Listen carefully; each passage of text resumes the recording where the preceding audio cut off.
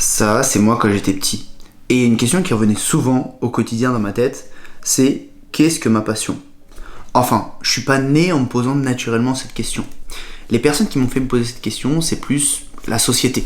On va dire que c'était l'école, c'était ma famille, toutes ces personnes autour de moi qui voulaient absolument que je trouve ma passion, que je m'assieds à un bureau pour trouver ce qui me passionne, pour savoir ce que j'allais faire de ma vie. Mais à cette époque-là, qu'est-ce que j'en savais moi? J'étais jeune, je voulais juste m'amuser, il y a qu'une seule chose qui était sûre, c'est que j'aimais pas l'école, et je savais plus ce que je voulais pas faire de ma vie, plutôt que ce que je voulais faire. Donc niveau passion, j'étais pas le mieux parti dans la vie. Et en fait, au fond de moi, j'osais pas le dire parce que j'avais peur de passer pour un idiot sans passion, mais je trouvais ça trop bête d'avoir une passion. Tous les 4 matins, je changeais d'avis sur les choses. Je changeais de choses que j'aimais, je découvrais des choses, je me passionnais pour de nouveaux sujets, mais on me disait toujours quelle est ta passion, et je trouvais ça ultra limitant, parce que je me disais pourquoi je consacrerais la majeure partie de mon temps à faire quelque chose qui soi-disant me passionne, sous prétexte que c'est ma passion. Je voulais pas me limiter à ça. J'adorais faire des vidéos de vacances, j'adorais le sport, j'adorais lire des mangas, j'adorais regarder des films, enfin, il y a plein de choses que j'aurais pu catégoriser comme passion. Mais parler de ma passion, je trouvais ça ultra fort. Et donc j'ai cru à tort que j'étais chelou. Chelou d'avoir 12 ans et de toujours pas avoir trouvé ma passion. Alors qu'il y a plein de gens, toujours les mêmes, qui me montraient qu'il y avait des gens qui voulaient devenir médecins, astronautes, vétérinaires. On les pointait du doigt au quotidien en me disant « il faut que tu sois comme eux ». Il y a donc même une période de ma vie où je me disais que j'allais juste me laisser porter par la vie, que j'allais trouver un travail, une paye, une vie qui me convient assez pour m'y poser jusqu'à la fin de mes jours, et que en fait c'était juste une sorte de punition pour avoir perdu à la loterie de la passion. J'allais faire un truc assez banal qui me permet de gagner assez d'argent pour survivre et faire genre je suis heureux dans tout ça jusqu'à la fin de ma vie. Mais en vrai dans le fond, j'ai pas pu me résigner. Il y a toujours un truc au fond de moi qui me disait que ça pouvait pas s'arrêter là. Je pouvais pas juste me laisser porter par la vie, et j'ai toujours été assez optimiste. Donc je me sentais pas bien à l'idée que tout était écrit et je trouverais jamais quelque chose qui me fait vibrer. Donc dans le but de trouver ma passion, j'ai décidé de continuer des études assez généralistes, en me disant que tôt ou tard, j'aurais le choix, parce que je me créais des chances d'avoir le choix dans le futur. Que j'aurais le choix pour ma filière au lycée, puis pour la licence, puis pour le master. Assez avancé dans mes études, j'ai fini par me dire que tout ça, c'était un peu des bêtises, parce que je suivais un chemin qui me plaisait pas. Et qu'à moins de passer à l'action moi-même, et d'entreprendre des choses qui, j'en avais l'intuition profonde, me feraient être épanoui, je finirais tout simplement ma vie à ne plus rien choisir. Et que je m'enfermerais définitivement dans cette image de gars pas passionné. À partir de là, ce que j'ai fait, c'est que j'en ai eu marre de devoir rendre des comptes aux gens qui me demandaient ce que j'avais comme passion. Donc j'ai pris un chemin qui me ressemblait un peu. J'ai vécu des expériences, j'ai entrepris des actions, j'ai lu des livres. C'est important de lire des livres, parce que je me suis ouvert au monde, je me suis ouvert à des idées que j'avais jamais vues dans mon cercle, et j'ai pu découvrir des trucs qui me faisaient vraiment kiffer. Et encore aujourd'hui, je peux pas dire avec fermeté que j'ai une passion. Donc ce que je fais, c'est que ce chemin, il me permet tout simplement d'aller vers des passions. Oui, c'est très mal écrit, mais il y a un S.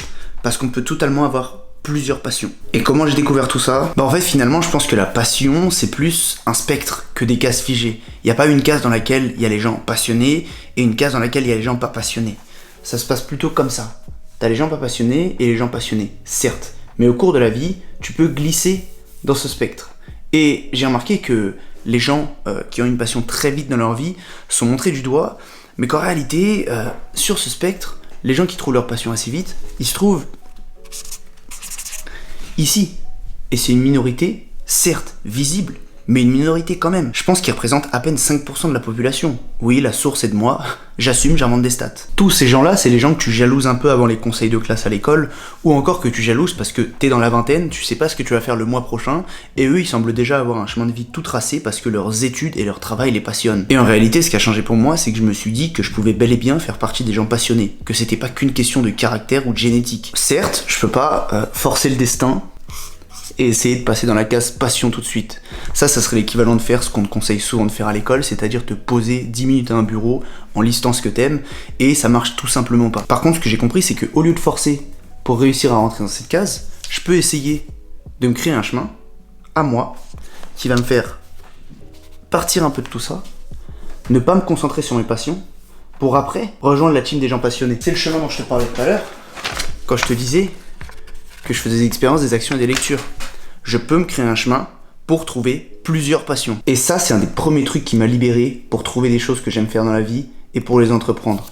T'es pas obligé de tout commencer par passion. T'es pas obligé de trouver ta mission de vie grâce à une lueur magique avant tes 20 ans. T'es pas obligé d'écouter l'école, la société, la conseillère d'orientation, la famille, appelle ça comme tu veux, et t'asseoir à une table pour lister les choses que tu aimes pour te forcer à trouver une passion. Encore une fois, ça reviendrait à forcer les choses et à pas te créer ton propre chemin pour tenter des choses par toi-même et voir ce que tu aimes. Par contre, si tout commence pas par la passion, une chose est sûre selon moi, tout commence par l'action.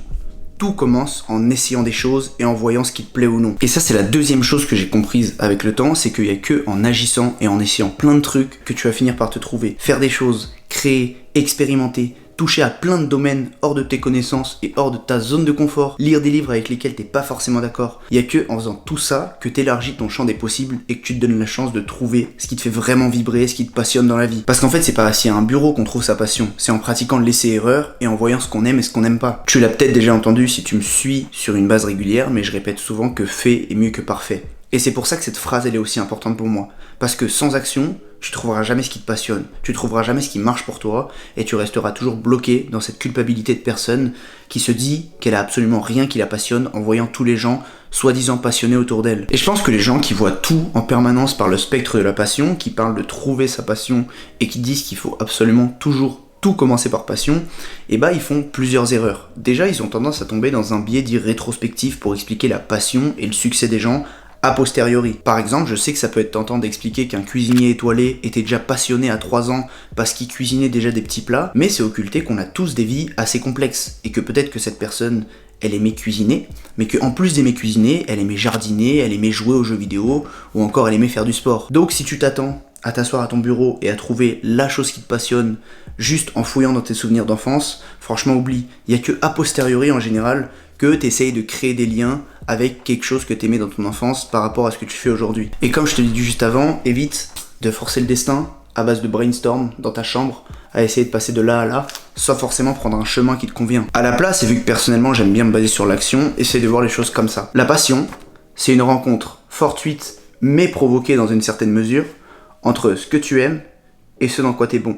La passion se trouve pile à cet endroit-là. Par exemple, si tu adores le basket, mais que tu fais 1m60, il y a de grandes chances que tu sois pas le meilleur. Donc je te conseille de pas essayer de tryhard ça et de te concentrer sur un autre domaine. Exemple inverse, si t'es très bon en maths, mais que devenir ingénieur te fait pas vibrer, même si ta famille te harcèle pour que tu fasses un métier entre guillemets prestigieux, mais que toi ton truc par exemple c'est le théâtre, bah à part si tu veux finir par t'ennuyer toute ta vie, t'aurais tout à gagner à creuser ce que t'aimes vraiment et ce dans quoi t'es bon, plutôt que t'enfoncer dans ce que les autres veulent de toi. Donc je le répète, ce qu'on cherche pour être passionné, c'est le croisement parfait entre ces deux trucs. Ça montre bien que pour trouver sa passion, faut agir un minimum. Au final, je pense que trouver sa passion, c'est réussir à jongler en permanence entre la consommation de nouvelles choses, de nouvelles connaissances et la création de l'autre. En fait, quand tu consommes, tu découvres ce que t'aimes, et quand tu pratiques, tu découvres ce dans quoi t'es bon.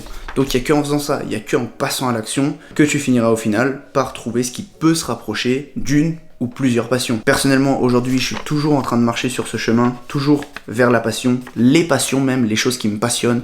Aujourd'hui, il y a énormément de choses que j'aime beaucoup, mais parler de la passion avec un grand P, je trouve ça très enfermant et très limitant. C'est pour ça qu'aujourd'hui, je dis souvent que j'ai pas de passion, mais j'ai plusieurs choses qui me passionnent. Me connaissant, je trouve ça beaucoup plus raisonnable. Voilà pour cette vidéo, c'est tout pour moi. Dans le but de donner une base scientifique à ma statistique de 5% de gens qui sont nés avec une passion, n'hésite pas à me dire en commentaire comment t'as fonctionné dans ta vie. Est-ce que t'as eu la chance de trouver assez vite ta passion, ou est-ce que justement t'as subi un peu cette pression quotidienne quand t'étais jeune et encore aujourd'hui de la personne qui doit absolument trouver sa passion, mais qu'au final t'as fini par tenter des choses, ou est-ce que tu pensais avant cette vidéo qu'il fallait encore absolument que tu trouves une passion?